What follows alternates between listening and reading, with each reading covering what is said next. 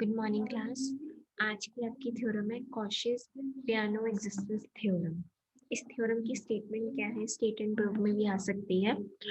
If f belongs to c means f क्या है, continuous function है एक रेक्टेंगल r पे। तो ये मैंने कंडीशंस आपको ऑलरेडी रेक्टेंगल r के लिए डिफाइन की गई है। क्या डिफाइन की गई है, जो t है वो क्या है, tau minus a and tau plus a के बीच में क्या करेगा, लाई करेगा। ठीक है, और जो x है वो आपका xi minus B and xi plus B में लाई करेगा। हम कर चुके हैं ना ये, किसमें की हमने कॉशी-यूलर्स थ्योरम में किया ना।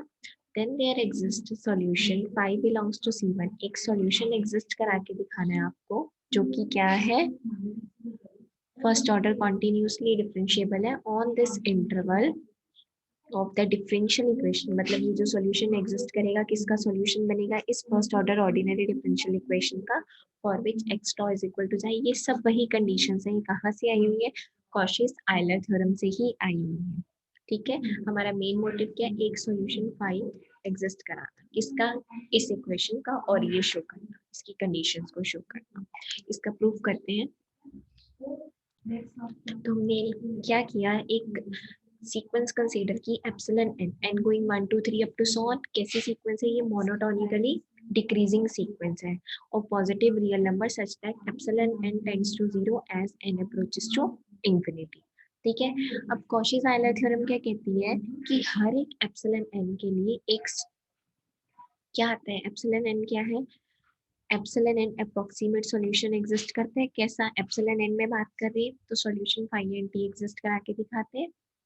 ठीक है ना, on initial value problem 1 on this interval such that phi and tau is equal to जाई आ गया आपके पास। नाउ ये हम ऑलरेडी प्रूव कर चुके हैं, किसमें, कॉशी-आयलर थ्योरम में हम लोग क्या कर चुके हैं, ये प्रूव कर चुके हैं।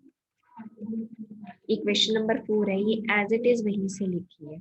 ठीक है, ये इधर क्रॉस मल्टीप्लाई हो जाएगा। ठीक है, अगर हम टॉ बार को टॉ डिफाइन करते हैं तो यहाँ से कंडीशन क्या बन जाएगी, phi N T minus phi N tau less than equal to M of t minus tau. यही आ जाएगा आपके पास। यहाँ तक हम आगे, ऑलरेडी हमें कंडीशन में गिवन है कि ये क्या है, less than equal to alpha. ठीक है, और अल्फा क्या है, मिनिमम ऑफ ए या बी बाय एम का। ए का भी हो सकता है, बी बाय एम का भी। तो हमने अगर ये ले लिया तो यहाँ बी बाय एम ले लिया। तो यहाँ से आपके पास क्या है, phi N T minus phi N tau less than equal to B आ गया। ठीक है, अब इस कंडीशन का यूज करके mod of x minus mod of y less than equal to किसके होता है, mod of x minus y. आप इसको ब्रेक कर सकते हैं किस तरीके से, फाई एन टी का mod minus phi N tau का mod less than equal to किसकी होगा बेटा, phi N T whole mod के लेस देन होगा। ये आ गया। ठीक है, बट ये क्या है, less than equal to B है, तो यहाँ से क्या आ गई ये condition, phi N T minus phi N tau less than equal to क्या आ गया आपके पास, बी आ गया। यहाँ से फाई एन टी क्या आ गया आपके पास, less than equal to B plus phi N tau. यहाँ तक हम आगे। ऑल्सो जहाँ पे कॉशी-आयलर थ्योरम यूज किया है वहाँ पे हमारे पास क्या है कि अगर एप्सिलॉन अप्रोक्सीमेट सॉल्यूशन एग्जिस्ट कर रहा है फाई एन टी, और वो इस कंडीशन को सेटिस्फाई करा रहा है सच दैट फाई एन टॉ किसके इक्वल है, साई के इक्वल है। तो यहाँ से मैं लिख सकती हूँ इसको, ये less than phi N T किसके इक्वल आ गया, less than equal to B plus x sine, mod of x sine. तो हम यहाँ से कह सकते हैं कि ये जो सीक्वेंस ऑफ सॉल्यूशन है वो कैसी है, ये यूनिफॉर्मली बाउंडेड है। ठीक है ना, लेस देन इक्वल टू कुछ साइन आ गया ना, इसका मतलब हर एक एन की वैल्यू के लिए ये छोटा रहेगा, किससे, बी प्लस मॉड जाई से। किस इंटरवल में, T minus tau less than equal to alpha के। ठीक है, फर्स्ट पार्ट हमने प्रूव कर दिया। बेसिकली इसका ट्रैक क्या है प्रूव करने का, कॉशी-आयलर थ्योरम यूज करें क्यों, क्योंकि रेक्टेंगल पे डिफाइंड है। उसके लिए एप्सिलॉन अप्रोक्सीमेट सॉल्यूशन एग्जिस्ट करता है। वो कब एग्जिस्ट करता है, जब कंडीशन सेटिस्फाई करता है। एक तो हमने यूनिफॉर्मली बाउंडेड दिखा दी, अब हम क्या दिखा रहे हैं आपको, एक भी कॉन्टिन्यूटी की डेफिनेशन दिखा रहे हैं आपको, क्योंकि सॉल्यूशन एग्जिस्ट कराना है ना। सॉल्यूशन एग्जिस्ट कराने के लिए आपको एस्कॉली लेमा भी लगाना पड़ेगा। एस्कॉली लेमा में क्या था, कि अगर f is equal to f एक सीक्वेंस है किसकी, यूनिफॉर्मली बाउंडेड फंक्शंस की, तो एक सॉल्यूशन उसके पास एक सीक्वेंस एग्जिस्ट करेगी जो कि क्या होगी, यूनिफॉर्मली कन्वर्जेंट। तो हम उसी वे में चल रहे हैं। स्कॉली लेमा लगाने के लिए हमने एक सीक्वेंस दिखा दी जो क्या है, यूनिफॉर्मली बाउंडेड है। अब हम इक्वी कॉन्टिन्यूस भी दिखाते हैं, उसके बाद हम स्कॉली लेमा लगा पाएंगे। स्कॉली लेमा लगाने के बाद ही हम एक सॉल्यूशन एग्जिस्ट करा के दिखा पाएंगे। यही ट्रैक फॉलो कर रहे हैं हम लोग।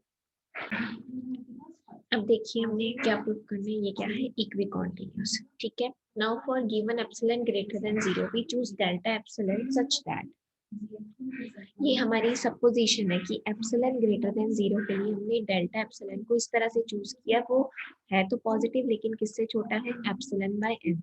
ये क्यों चूज किया ये आपको बाद में पता चलेगा। ठीक है, ऑल्सो अगेन वहीं से क्वेश्चन नंबर 4 से ये है आपके पास, है ना, लेकिन by definition t minus two bar किसके लेस देन हो गया, डेल्टा एप्सिलॉन से छोटा हो गया, और डेल्टा एप्सिलॉन की वैल्यू क्या है, less than epsilon by n।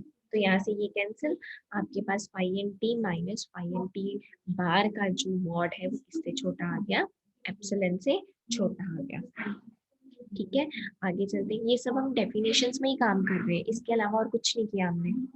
तो ये देखो बेटा, फाई एन ने क्या कर दिया, एक भी कॉन्टिन्यूटी की कंडीशन को सेटिस्फाई कर दिया। This implies sequence phi of N is equal continuous on t minus tau bar less than equal to alpha.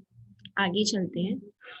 अब स्कॉली लेमा से क्या था, कैसे चले थे हम, जो सीक्वेंस यूनिफॉर्मली बाउंडेड होती है उसका आपने क्या एग्जिस्ट कराया था, क्या एग्जिस्ट कराया था, इनफाइनाइट बाउंडेड सीक्वेंस का क्या होता है, लिमिट पॉइंट होता है। ठीक है, लिमिट पॉइंट के लिए मैंने एक और डेफिनेशन बताई थी आपको कि कोई भी नंबर ए वो किसी भी सीक्वेंस का लिमिट पॉइंट कब बनता है, अगर उसकी एक सब सीक्वेंस एग्जिस्ट कर जाए और उसका लिमिट पॉइंट भी वही हो। तो स्कॉली लेमा डायरेक्ट लगा रहे हैं, तो इसका मतलब क्या है, फाई एंड टी की एक सब सीक्वेंस एग्जिस्ट करेगी जो क्या करेगी, उसी इंटरवल पे क्या करेगी, कन्वर्ज करेगी। ठीक है, हमने डिफाइन क्या कर दिया, फाई ऑफ टी क्या ले लिया, उसका लिमिट पॉइंट ले लिया। ठीक है ना, फाई एन टी का लिमिट पॉइंट ले लिया। इसका मतलब क्या है, फाई एन टी की जो सब सीक्वेंस है फाई एन के टी, ये भी किस पे कन्वर्ज करेगी, जाके फाई ऑफ टी पे कन्वर्ज करेगी on the same interval as K approaches to infinity. ठीक है, नाउ अब देखो क्या है, since phi N K are continuous. अब ये कॉन्टिन्यूस कैसे, क्योंकि जो फाई एन के है वो क्या है, सब सीक्वेंस है किसकी, फाई एन की सब सीक्वेंस है, और फाई एन को आपने क्या प्रूव किया है, इक्वी कॉन्टिन्यूस प्रूव किए। तो हमारे पास रिजल्ट होता है कि a family of functions is equicontinuous if all the function are continuous. ठीक है, अगर सारे के सारे फंक्शन कॉन्टिन्यूस होते हैं तभी वो फैमिली या सीक्वेंस क्या बनती है आपके पास, इक्वी कॉन्टिन्यूस बनती है। तो ये ट्रैक फॉलो करके फाई एन के क्या आ गया आपके पास, कॉन्टिन्यूस आ गया इस इंटरवल पे। ये एक ही बात है, ऐसे लिख लो या ऐसे लिख लो, एक ही बात है। तो ये कॉन्टिन्यूस, तो इसका मतलब जिसपे कन्वर्ज कर रहा है वो भी क्या हो जाएगा, कॉन्टिन्यूस, क्योंकि limit function of uniformly convergent sequence of continuous function is again continuous. ये भी रिजल्ट है। ठीक है ना, क्योंकि फाई एन के क्या है, uniformly convergent sequence of continuous function है, तो जिस पे ये कन्वर्ज करिए वो भी क्या होगा आपके पास, कॉन्टिन्यूस होगा। ठीक है, तो अभी आप यहीं तक करिए, इसके बाद आपको नेक्स्ट वीडियो में मिलेगा।